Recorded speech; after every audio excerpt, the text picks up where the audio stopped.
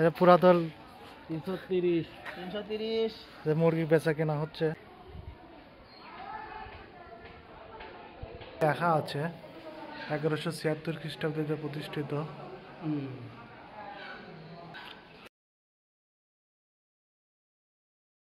আসসালামু আলাইকুম রহমতুল্লাহি বরকাতু।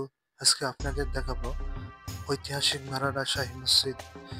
এই মসজিদের পাশেই রয়েছে ভারাড়া সালেহরিন দাখিল মাদ্রাসা, প্রাইমারি স্কুল এবং হাই স্কুল। তার পাশেই অবস্থিত রয়েছে ঐতিহাসিক ভারাড়া শাহী মসজিদ।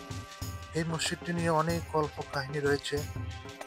অনেকেই বলে এটা এক রাতে প্রতিষ্ঠিত হয়েছে, অনেকেই বলে এটা 400 বছরের কোনো এক পীর-আউলি প্রতিষ্ঠিত করে গিয়েছেন।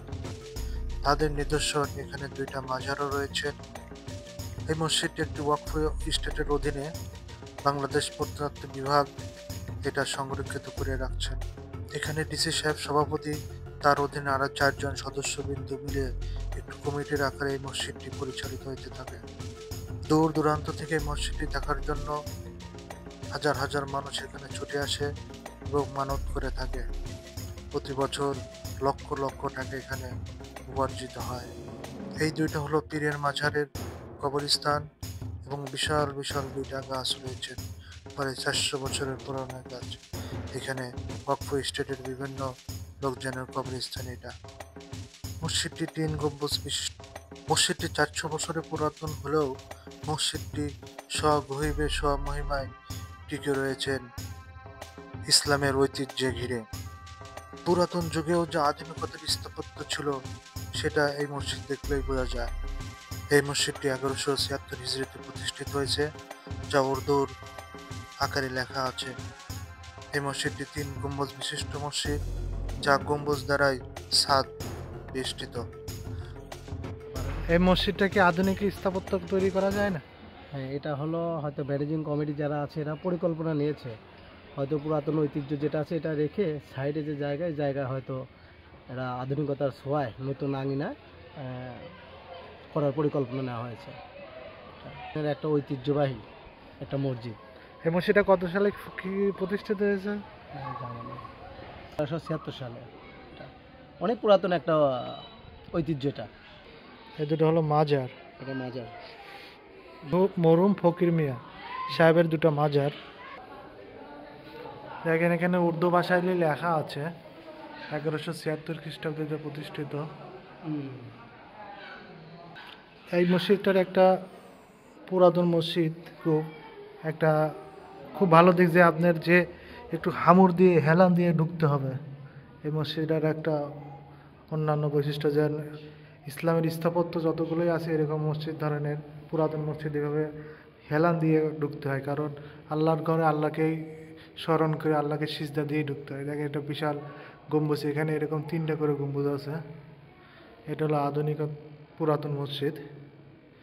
এটা হলো মেম্বার, এটা একটা গম্বুজ, এরকম করে 3টা গম্বুজ আছে।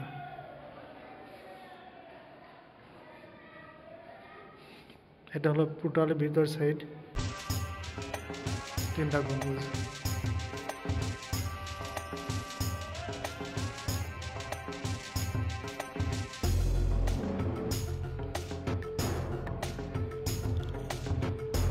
আর সামনে ভিতর বাইর সাইড।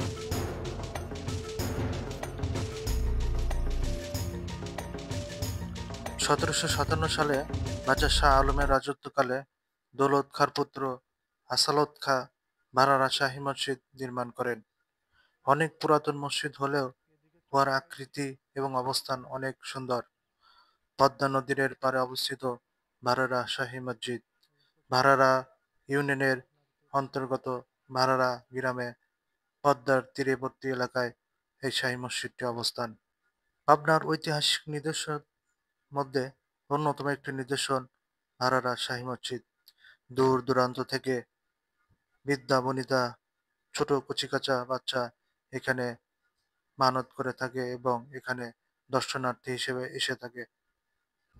এখানে 3 থেকে 400 জন মানুষ একসাথে নামাজ আদায় করতে পারেন।